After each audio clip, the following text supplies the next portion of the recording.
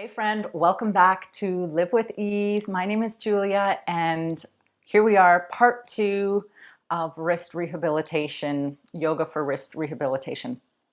Okay, so in this practice, we're coming off the chair and we're gonna start to weight bear through the forearms and the hands and wrists. So we'll kind of gradually work our way up to the hands.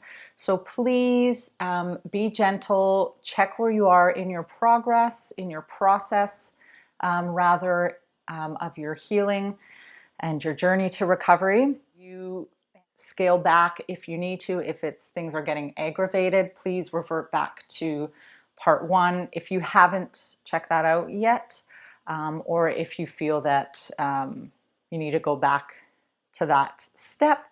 And also, you don't have to do this full practice. If the first half feels good and you want to stay with that for a bit, then do that and add the second half of this practice to your journey.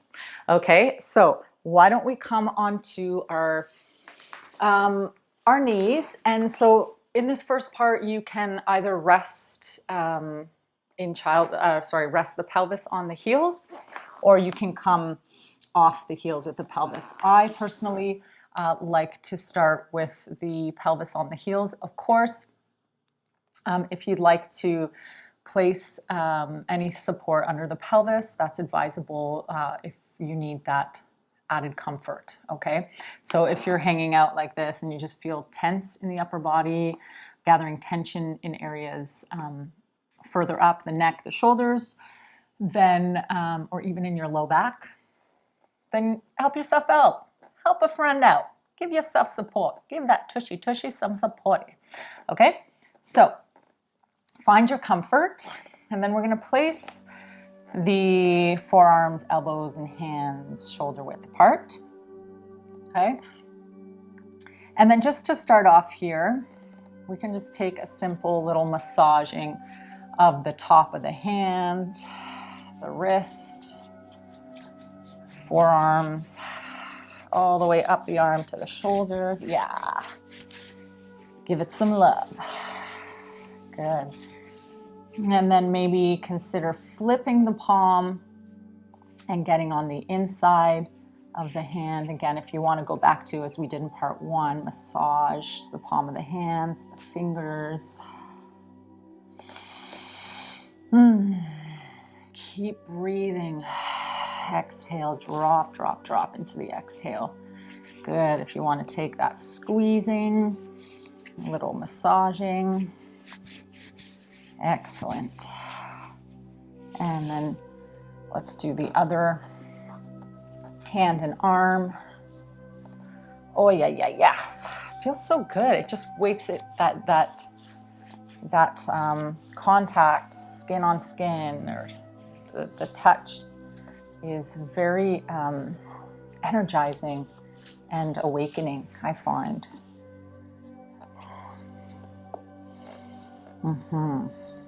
Good.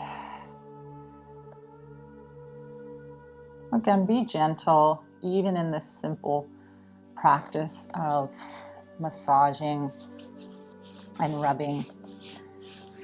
Good. Excellent.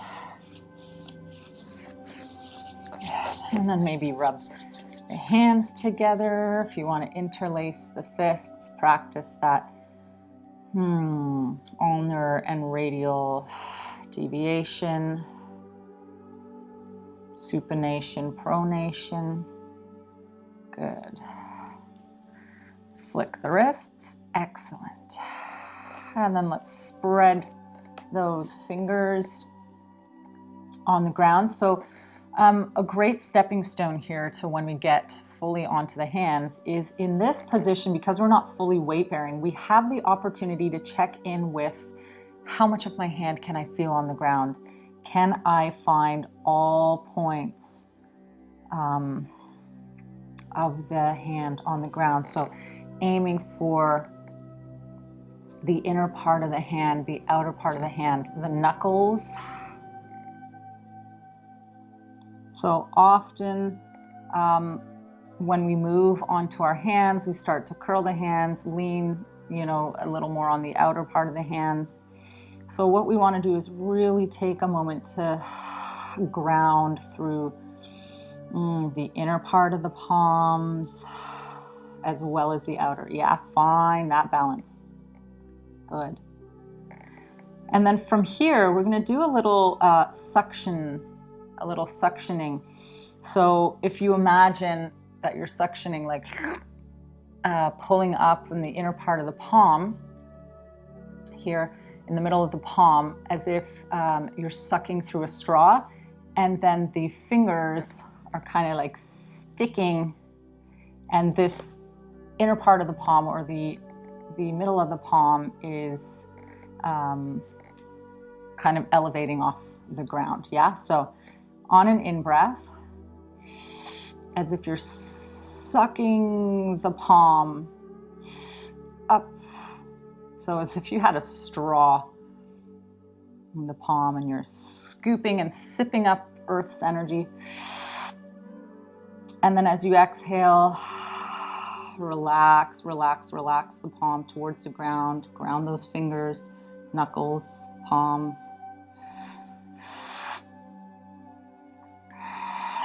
Exhale. Good. One more. Exhale. Excellent. And then from here, this is actually where I'm going to come off of my heels and maybe walk my hands a little further in front of me. And I'm going to practice the side-to-side motion.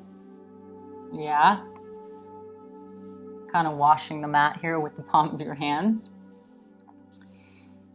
And what you could do is the stronger wrist, you can move it from side to side first, and then see if the wrist that has a little more challenges can learn from the sensations of the healthier, stronger wrist. Yeah, so you can always use your stronger side to teach the quote-unquote weaker side. Good. And then you can also practice flipping the palm. Yeah, and flipping the palm over, open, up towards the ceiling, and then back down to the mat. Good. Excellent. Yeah. Good. And then if you would like, you can take the wrists, spread the fingers on the mat, scoop the fingers in, make fists, and spread the fingers out on the mat. Excellent. Good. And so we can also add in a little bit of cat-cow. So you can begin to flex and extend the spine. Good, good, good.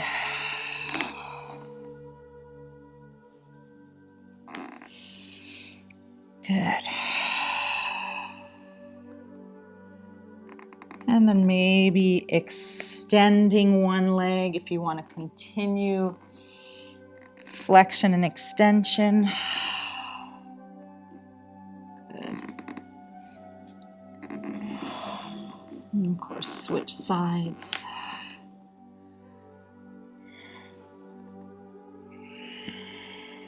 Good. Of course, take the breaks as you need them. Yeah, so if you need to at any point rest the heels back, the pelvis back on the heels.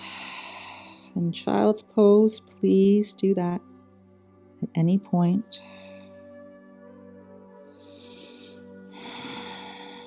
Good. Notice what's coming up in the arms, hands, and wrists. Any sensations, an awakening, an energizing feeling. Good. If you want to flick the fingers, circle the wrists, making fists. Good. Excellent. So let's come back onto the forearms. And then we can practice a little cat-cow again.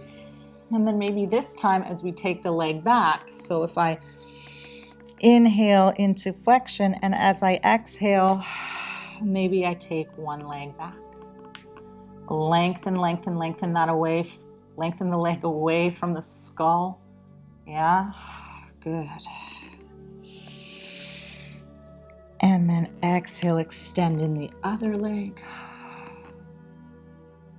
Nice. So we're warming up and prepping and strengthening in the upper arms.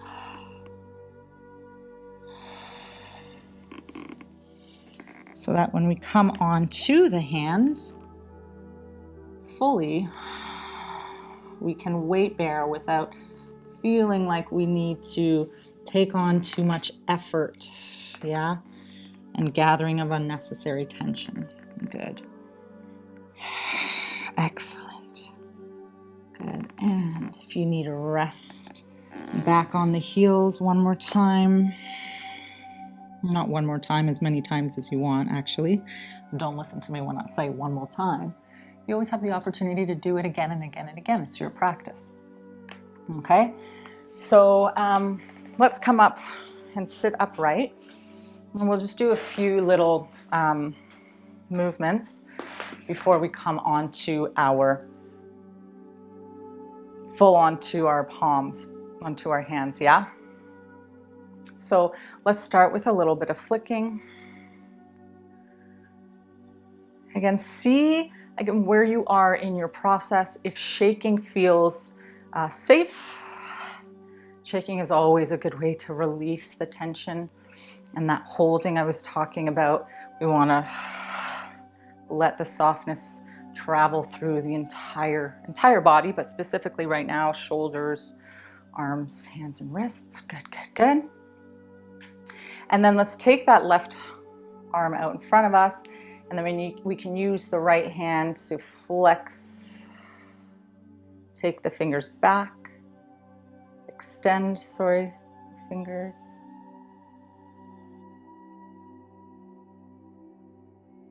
Extending the wrist. Good. And taking it back and down a few times. Excellent. So good. And let's try it in the other hand. So pointing the fingers down and then pointing the fingers up, flexing and extending the wrists. Good. Excellent. And then there's also a version where you can flip the palm and pull the fingers back. This might be a little bit stronger. So again, you see where you're at. If it feels okay to extend in the elbow, go right ahead. Just be mindful that you don't hyperextend, like overextend in that way. Yeah. Of course, switch arms on your own time. Good. Excellent. And shake it out if that feels good, or make fists. Circle. Good. And then we'll just do a little bit in the fingers. So we can just kind of play around with each finger. Can jostle the finger, circle the finger. You might feel the resonation of sensation down into the hand, into the wrist. So again, check in. What does that feel like? Good.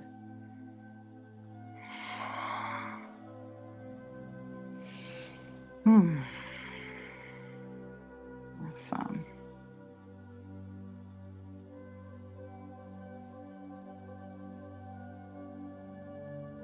Good.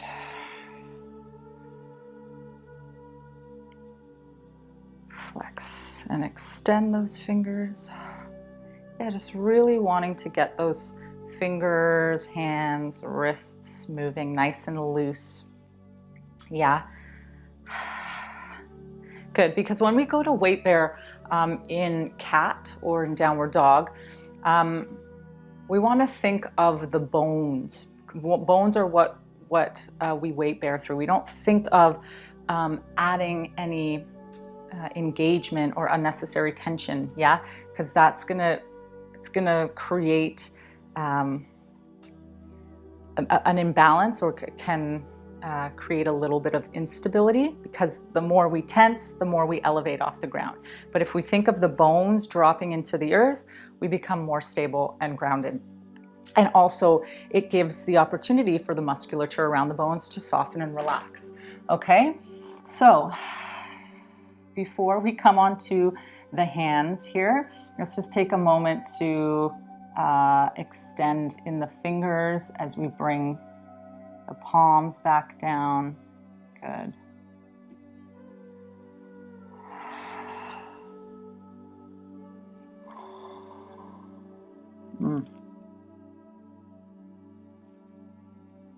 Again, just check in. Does that feel okay? And then give another extra little rub at the top of the wrists here, the top of the hands. And then we're going to shift our weight onto the hands. Good. And so we want to place the palms directly under the shoulders, hands shoulder width apart. Okay, so again, be mindful of what this feels like and when you need to take breaks. So don't be a hero. Don't push yourself to the point where you inhibit your healing, yeah, or you get in the way of progress. Good.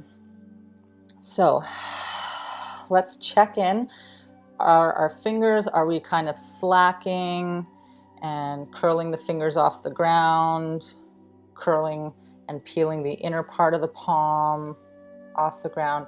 Or can we, on an exhalation, find our full handprint, ground through the entire hand? Yeah, so sometimes this is a practice in itself. Yeah, just taking time to encourage grounding through the whole hand. So if you need to use the other hand as a guide to smush and spread the palms, spread the fingers. Exhale, let the weight of the top hand allow the weight of the bottom hand to sink. Again, this might only be useful on one side, depending on where you are. Good. And I'm not forcing or pushing. I'm just allowing the weight of that top hand to fall into the bottom hand. Good. Let's make sure we get the inner part and the outer part, an even sense of grounding here. Good. Excellent. And then here we'll take some time to continue to stretch in the fingers and wrists. So if you want to start to peel the palms off a little bit here, okay? And then the other option could be turning the fingers towards you, or turning the fingers away from the midline and then towards you, and stretching in the one wrist. And again, if this is too soon for you, go back to sitting on the heels and doing the version that's non-weight bearing. Okay? Good. And then be sure to do the other side. Good. And one of my personal favorites here, again, we want to be mindful that we do not weight bear. So again, if this is a challenge, you can always do this sitting on the heels or coming down on one forearm. So basically, what you're going to do here is flip the palm over and just do a little peeling of the back of the palm, almost as if you had a spine in your hand here. So as if you're moving up and down in bridge pose. Good. Good, and if you want to take a breath here just to let it drop and let it settle. Again, I'm not shifting weight into it. The wrist is quite vulnerable here, so let's be mindful and gentle of that. Good. And then make a fist, circle the wrist, and then give it a little shake. And let's try the other side. Flip the palm or flip onto the top of the hand and start to peel and roll. Good.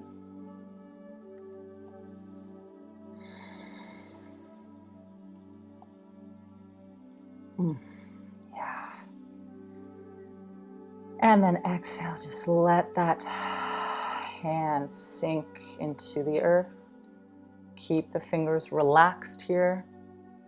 Again, don't try to weight bear. You may actually end up breaking the wrists. Again, if that's something you did and are recovering from, so just be very, very gentle. Good. Good. Make the fist, circle the wrist. Excellent. Shake it out. So good. Let's come on to our heels. Let's take a break. If you need to roll the shoulders back a few times and forward. Good.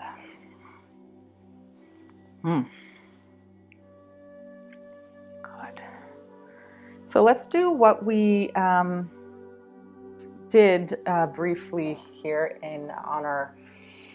on our forearms. Yeah, so practicing a little bit of cat.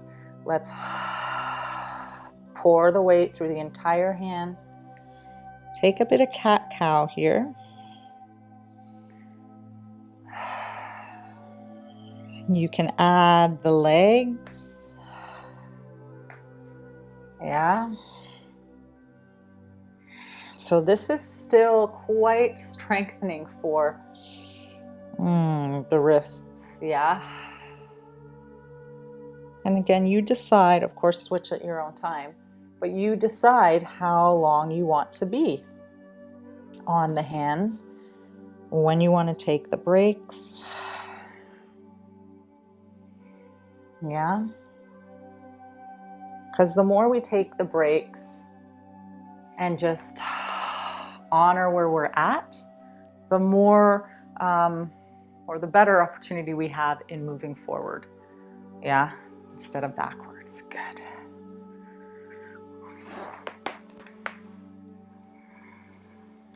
Good. And then, of course, you can add in where you dome. And then as you extend, take the leg back. What does that feel like?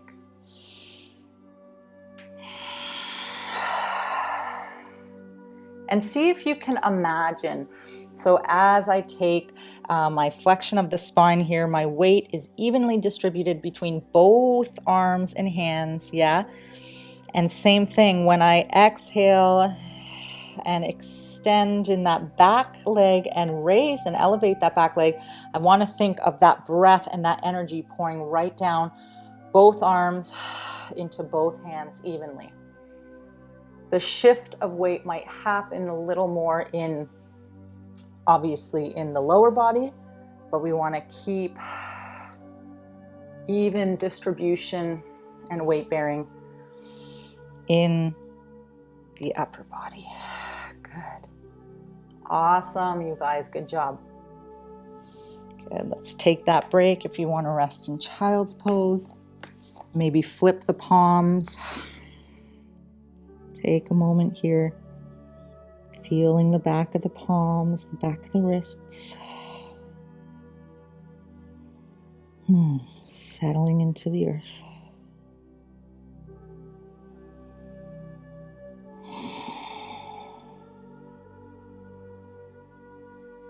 Good. All right.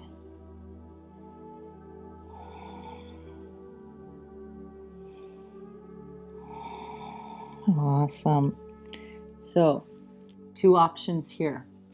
Okay, again, depending on where you are in your in your process. So you can either do this on the forearms, or you can do this completely on the hands. So we're going to work towards downward dog here. The version on the forearms is dolphin, so I'll go with that first. Okay, so if we come onto the forearms, and this might be challenging if you have a lot of shoulder tension. Yeah, if there's a lot of tension in the upper body. So the first video is great. We kind of focused on releasing some tension in the upper body, but I have a ton of videos on this channel to release in the upper body. So you can take a look at that and then come back to this at a later time.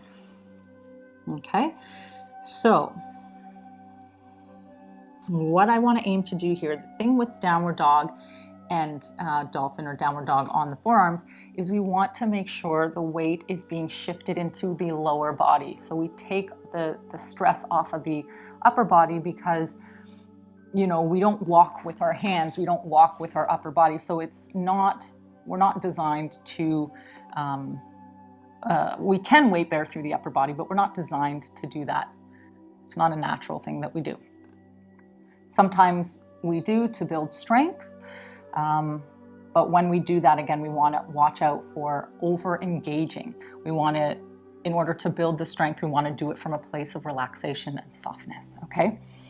So I believe there's this misconception of strength being, I gotta tense up and tone everything and engage everything. So what you're actually doing is you're bringing the joints closer together, right? You're shortening. So let's find the space and strength that way, from relaxation. Good. I digress. I know I talk too much. Okay, great.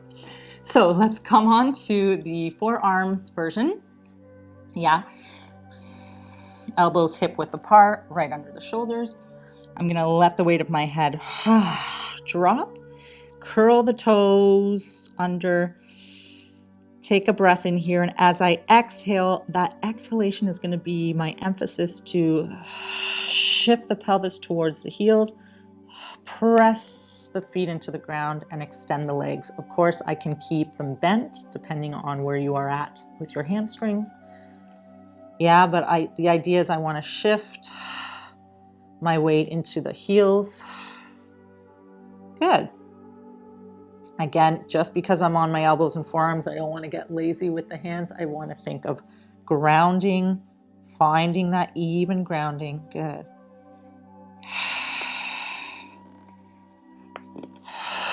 So you can try this version a few times. Yeah. And then the other version, of course, coming on to the hands. And what I find useful is maybe walking the hands a little closer to the knees. I have a whole series on downward dog as well you can check out. And then as I exhale, same thing here. I want to shift. Before I do, I want to make sure again that I'm planting through the whole hand. But as I exhale, shift the weight of the pelvis towards the heels. Press into the feet, heels towards the earth. Yeah. So again, just take a breath here, check in with my grounding. Am I getting lazy here, or am I working at grounding through the entire palm, knuckles? Yeah, good. And then lower. Excellent. If you want to rest either in child's pose or come off of the hands and just sit on the heels, just notice Notice what comes up, when sensations come up, where they come up. And just listen to what your body is asking. Do you need to roll the shoulders? Do you need to stretch in the neck? Or do you need to circle the wrists a little bit? Flick the hands. Stretch the fingers. Whatever calls to you. Good. And then let's try one more time. Pick the version that you are interested in at this moment in time. So again, it could be forearms or onto the hands. Let's take that moment to ground, ground, ground. If I want, I can go back to that idea of sucking the energy from the earth through the straw in the middle of my palm. And then exhale, plant, plant, plant, plant, plant.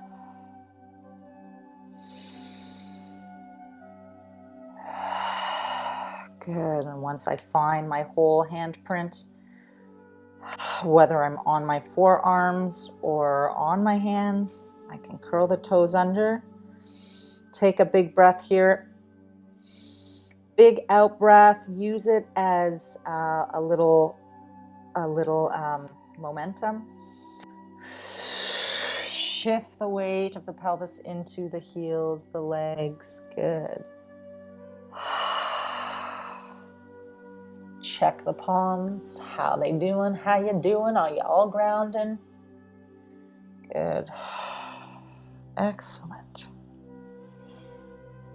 Good. And then let's come off.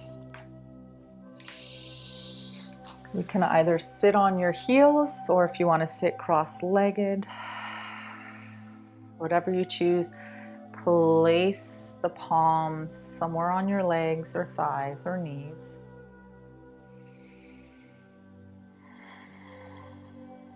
Notice what comes up.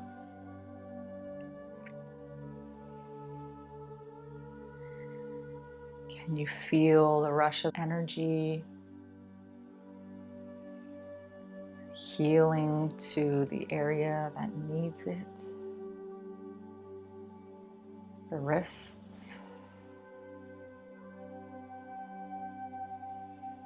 Good. And then maybe flip the palms. So the back of the hands and wrists are resting on your thighs or somewhere on your legs. Just breathe, ground.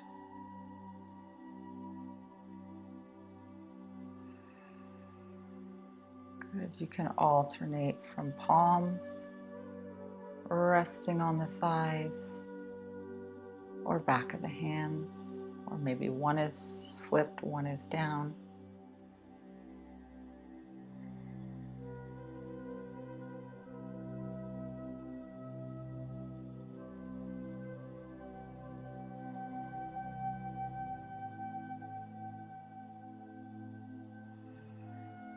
Check in with the jaw and the shoulders. Can I allow them to soften and drop?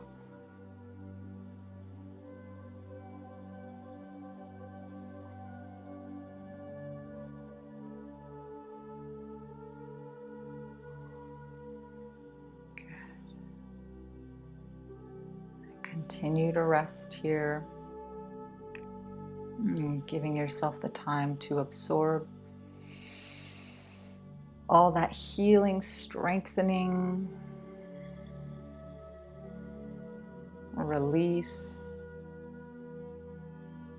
mobility increase. Just let that flow through your entire body. I'll leave you with this final mantra. If you'd like to join me, you can repeat it quietly to yourself. If you want to add in the hands, bringing the palms of the hands together, sending them to the forehead, think love. To the lips, speak love. To the heart center, be love. Thank you so much for joining me in this series. I hope you enjoyed it. And I hope that if you are someone who is recovering from a wrist injury, that this is useful and helpful. If you have any questions, please send them my way. I will answer them to the best of my knowledge. And also, if you haven't already subscribed to the channel, to support the channel, to continue to make some nurturing, gentle yoga videos to help with your healing, and also spread the word. Share this video or this channel with someone that you think could benefit from it.